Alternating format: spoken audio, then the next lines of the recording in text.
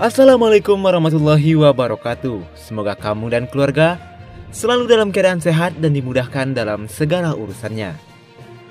Di video kali ini saya akan menceritakan sebuah film survival berjudul The Snow Walker, yang menceritakan kisah seorang pilot bernama Charlie yang suatu ketika bertemu dengan gadis suku Eskimo bernama Kanalak yang menderita TBC. Charlie berusaha menolong Kanalak dan membawanya pergi dengan pesawatnya. Tapi naas, di tengah perjalanan pesawat mereka rusak dan keduanya terdampar di tempat yang sangat terpencil. Nah, bagaimana perjuangan mereka? Tapi sebelum lanjut, seperti biasa yang belum subscribe silahkan subscribe saja biar tidak ketinggalan video terbaru dari channel ini. Film dibuka dengan memperlihatkan sebuah daerah dekat Laut Arktik pada tahun 1953. Sekelompok suku Inuit yang sedang bersiap-siap menghadapi badai salju dikejutkan oleh kedatangan seorang pria yang berjalan ke arah mereka.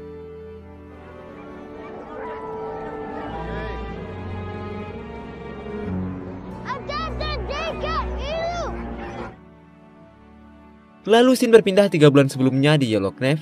Seorang pria bernama Charlie sedang merayakan ulang tahunnya bersama teman-temannya di sebuah bar. Dan tiba-tiba seorang gelandangan masuk ke dalam bar tersebut dan Charlie sempat berpapasan dengan gelandangan itu saat ia sedang bermain biliar. Hey, I'm sorry. Esok paginya Charlie bangun kesiangan dan membuatnya terlambat untuk datang menemui bosnya yaitu Walter Sievert. Charlie kemudian menemui Sievert yang sedang bersama 2 orang klien mereka. Sievert mengingatkan Charlie agar dia tidak mengecewakan klien yang menyewa jasa pesawatnya. Charlie lalu menyampaikan pada Sievert bahwa dirinya ingin melakukan perjalanan ke suatu tempat untuk sebuah bisnis selama 2-3 hari setelah ia menyelesaikan tugasnya. Setelah bernegosiasi, akhirnya Sievert memberikan izin pada Charlie untuk pergi selama 2 hari dengan syarat Charlie harus melaporkan keberadaannya kepada Sievert.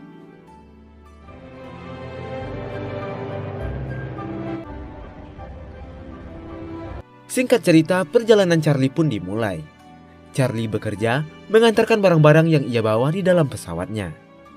Hingga sampailah di suatu tempat, Charlie mendaratkan pesawatnya di pesisir perairan. Ia bertemu dengan beberapa orang suku Inuit yang mendirikan tenda tidak jauh dari tempatnya mendaratkan pesawat. Mereka kemudian membantu Charlie menurunkan barang bawaannya.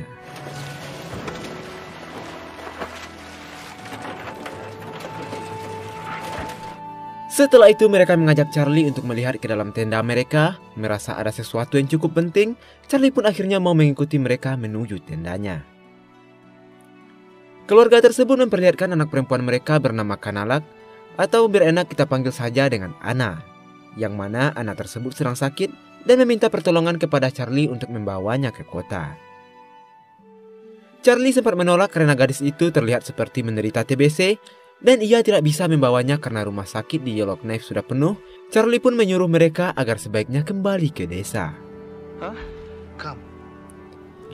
Saat berjalan ke pesawatnya, salah satu dari mereka menawarkan Charlie gading walrus yang bernilai sangat mahal. Ia pun akhirnya setuju membawa gadis tersebut dengan pesawatnya.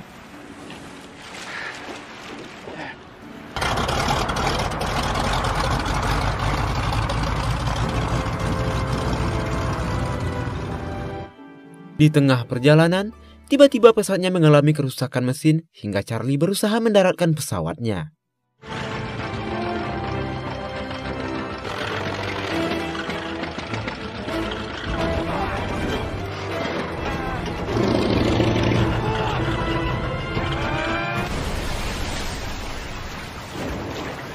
Setelah berjuang mengendalikan pesawatnya, Charlie pun berhasil mendaratkan pesawat itu di tengah rawa-rawa.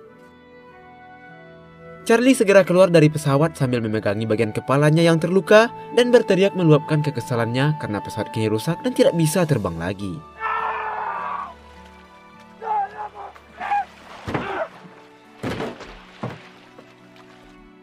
Dan tidak lama kemudian, Anna juga keluar dari dalam pesawat. Ia mengeluarkan alat pancingnya untuk menangkap ikan. Sementara Charlie berusaha mencari tahu posisinya melalui peta dan meminta pertolongan melalui radio pesawat. Tapi sayangnya, yang ternyata radio itu mengalami kerusakan.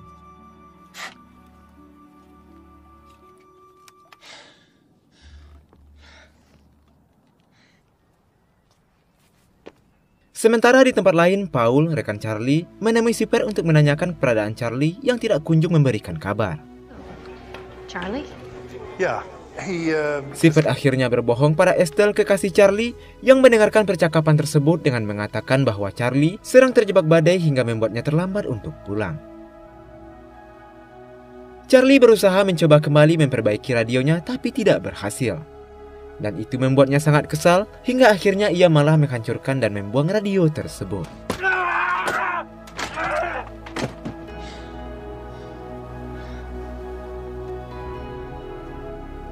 Lalu Charlie memutuskan pergi berjalan kaki untuk mencari pertolongan. Ia meninggalkan beberapa persediaan dan meminta Anna untuk tetap berada di tempat itu. Sementara ia mencari jalan untuk kembali ke kota dan akan mengirimkan pesawat untuk menjemput Anna. Walaupun sebenarnya Anna meminta untuk ikut bersama Charlie. Bisa na no? No, it's too far.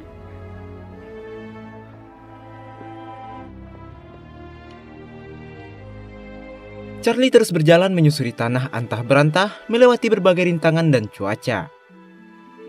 Beberapa malam ia habiskan dengan menahan dingin karena Charlie tidak dapat menyalakan api di tengah cuaca yang berangin dan hujan.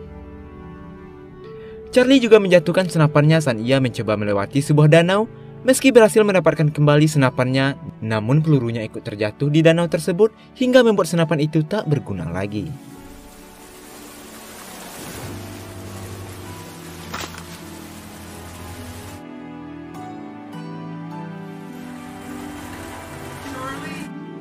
Sementara itu, Sipper dan anak buahnya masih terus mencoba menghubungi radio pesawat Charlie untuk menemukan keberadaannya.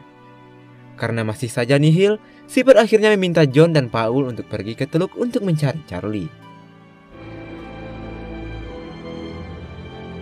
No.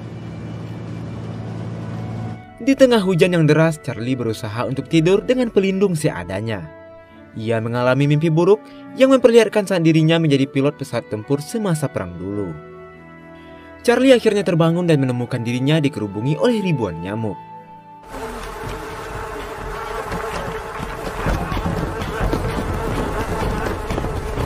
Charlie terus berlari sampai akhirnya terjatuh ke jurang dan kemudian pingsan.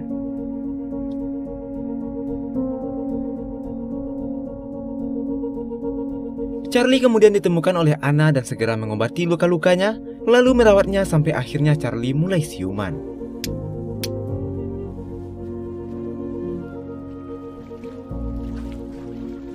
Charlie tersadar dan menanyakan bagaimana Anna bisa menemukannya. Ia mengira bahwa Anna telah mengikutinya. Charlie terkejut saat mengetahui Anna bisa sedikit berbicara dalam bahasa Inggris. Dalam kesempatan inilah Charlie akhirnya berkenalan dengan gadis cantik tersebut. What's your name? No. Siksik. Ngerelek. Eat. Sementara di tempat lain, John dan Paul sampai di lokasi Charlie mendaratkan pesawatnya pertama kali. Di tempat itu, mereka melihat bekas jejak tenda didirikan. John menduga kalau Charlie telah dibunuh oleh suku itu dan mereka menghancurkan pesawat Charlie. Paul yang tidak menyukai John tentu saja tidak percaya dengan hal itu. Sementara itu, Charlie dan Anna menjadi semakin akrab di tengah perjuangan mereka untuk bertahan hidup. Sesekali Charlie melihat Anna yang terbatuk karena penyakitnya. Charlie juga melihat bagaimana cara Anna berburu untuk menangkap hewan yang akan dijadikan makanan mereka. Want some water? Drink. Imek. Harap bunga. What are you doing? Utang mertum. Come back! Sipper yang semakin frustasi kemudian meminta John untuk melakukan pencarian di Back River. Sipper juga menghubungi ibu Charlie dan menceritakan apa yang sebenarnya telah terjadi. Malam harinya saat sedang tidur, Charlie terbangun dan mengetahui kondisi Anna kian memburuk. Ia pun bangkit saat mendengar Anna menangis. Wajahnya menyimpan kekecewaan karena merasa tidak bisa melakukan apapun untuk menolong gadis malang tersebut. John dan Paul sedang berada di atas pesawat untuk mencari keberadaan Charlie di Back River. akhirnya memutuskan untuk kembali setelah John meyakinkan bahwa Charlie sudah meninggal. Paul merasa sebenarnya John memang tidak ingin menemukan Charlie karena dia sangat membenci Charlie. Tapi John meyakinkan Paul bahwa kondisi MacGyver tidak mungkin bisa membuat Charlie bisa bertahan hidup. Paul yang awalnya masih merasa yakin dan ingin meneruskan pencarian, akhirnya menyerah setelah mendengar perkataan John. Sementara Charlie di bawah mendengar suara mesin pesawat kemudian berlari untuk memberi sinyal kepada pesawat tersebut. Ia mengeluhkan mereka yang seharusnya melihat tanda-tanda keberadaannya, tapi kenyataannya malah berbalik arah. We're alive, but no, we're here in the middle of bloody no. Charlie dan Anna akhirnya melakukan perjalanan untuk mencari jalan pulang. Di tengah perjalanan, mereka saling bertanya latar belakang masing-masing dan pada akhirnya membuat hubungan keduanya semakin dekat.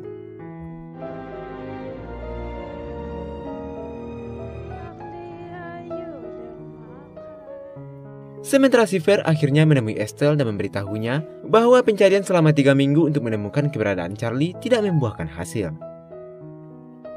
Seifer dan yang lainnya menyimpulkan bahwa Charlie telah tewas. Estelle yang mendengar hal tersebut kemudian merasa sangat terpukul dan sedih.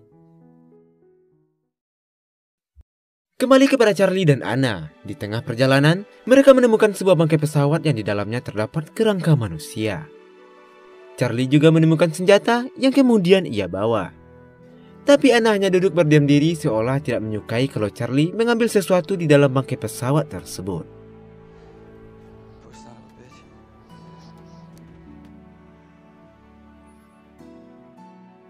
Anna kemudian membuat sebuah kuburan untuk mayat tersebut dan meminta Charlie untuk mengembalikan apapun yang ia temukan di dalam pesawat.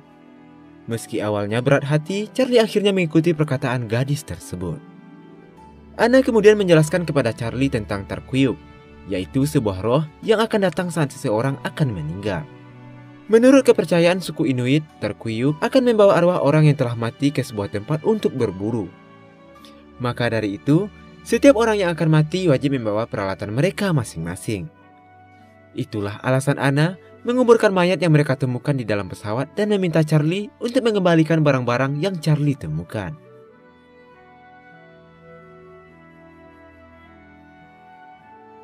Di sisi lain, Estelle datang menemui Seifer untuk mencoba menenangkannya. Ia meminta Seifer untuk tidak terus-terusan menyalahkan dirinya atas apa yang telah terjadi. Estelle pun kemudian memberikan foto Charlie bersama rekan-rekannya yang ia ambil saat di bar.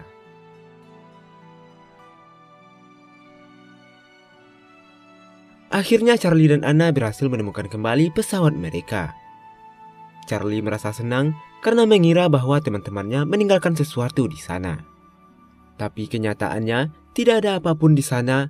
Charlie kecewa dan frustasi sampai memarahi Anna dengan mengatakan bahwa mereka tidak memiliki kesempatan untuk hidup karena tak mempunyai persediaan makanan dan akan segera tewas di tempat itu.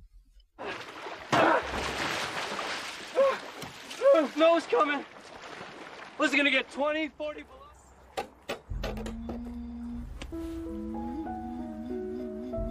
Anna mencoba menghampiri Charlie dan memberikannya makanan. Tapi Charlie yang merasa frustasi meminta Anna untuk meninggalkannya sendiri. Anna pun kemudian pergi dan melakukan sebuah ritual permohonan. Charlie kembali mengalami flashback masa lalunya saat menjadi pilot pesawat tempur. Tapi kali ini Anna muncul di dalam mimpinya dan menenangkannya.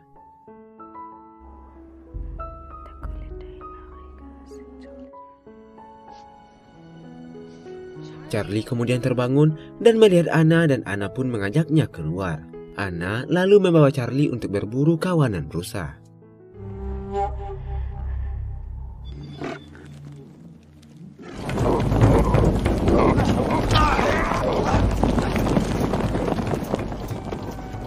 Charlie dan Anna akhirnya berhasil menangkap seekor rusa dan mereka memakan rusa tersebut bersama-sama.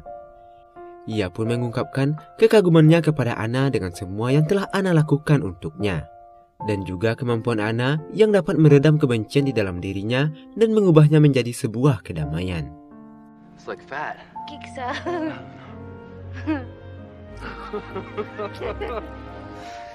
Oh shit, you burned. Tiba-tiba Charlie mendapati kondisi Anna semakin memburuk.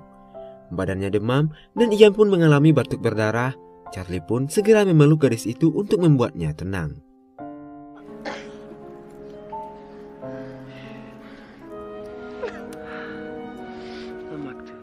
Di suatu malam, Anna bercerita kepada Charlie mengenai seorang gadis kecil yang sedang berburu bersama keluarganya.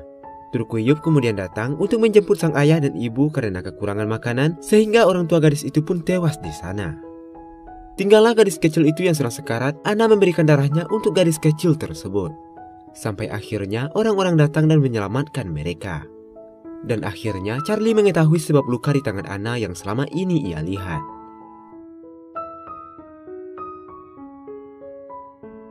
Esok harinya mereka pun kembali melanjutkan perjalanan. Musim salju mulai datang. Charlie dan Anna terus berjalan menuju kota. Charlie memberitahu Anna mengenai semua hal yang akan ia tunjukkan kepada Anna saat mereka sampai di kota. Sementara di rumah Charlie, barang-barang miliknya mulai dipindahkan untuk acara pemakaman. Keluarga dan kerabatnya pun mengadakan upacara pemakaman Charlie di gereja. Di saat bersamaan kondisi Anna terus memburuk hingga kali ini ia tidak lagi mampu berjalan.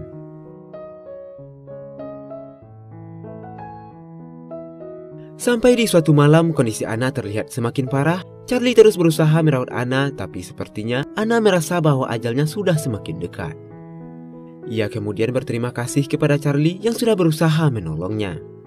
Charlie sangat sedih melihat Anna yang sekarat sambil mengusap wajahnya. Keesokan paginya, Charlie mendapati Anna yang sudah tidak berada di sampingnya. Ia menemukan sebuah jejak kaki dan kemudian pergi mengikuti jejak tersebut. Charlie kebingungan setelah jejak kaki tersebut terhenti di satu tempat dan tidak menemukan Anna. Ia kemudian melihat seekor burung hantu berwarna putih yang kemudian terbang pergi. Charlie pun kembali ke tendanya dan membangun sebuah makam untuk Anna. Ia juga menaruh alat-alat berburu milik Anna di dalam makam tersebut. Charlie pun kemudian melanjutkan perjalanannya dan sampailah ia bertemu dengan sekelompok suku Inuit seperti yang kita lihat di awal film tadi. Mereka pun terlihat menyambut kedatangan Charlie, lalu film pun selesai. Film ini membuat kita merasa bahwa setiap kebaikan yang kita lakukan pasti akan berbuah kebaikan pula. Itulah yang terjadi pada Charlie saat ia memutuskan untuk menolong Anna. Meski dihadapkan pada situasi yang sangat buruk sekalipun, Anna yakin bahwa Charlie adalah sosok penyelamatnya. Meski pada akhirnya, dialah yang harus berkorban untuk menyelamatkan Charlie. Ketulusan yang diperlihatkan oleh Anna yang pada akhirnya membuat hidup Charlie berubah. Mungkin itu saja, maaf salah dan kurang dalam penyampaiannya. Akhir kata saya ucapkan terima kasih, jaga terus kesehatanmu dan wassalamualaikum warahmatullahi wabarakatuh.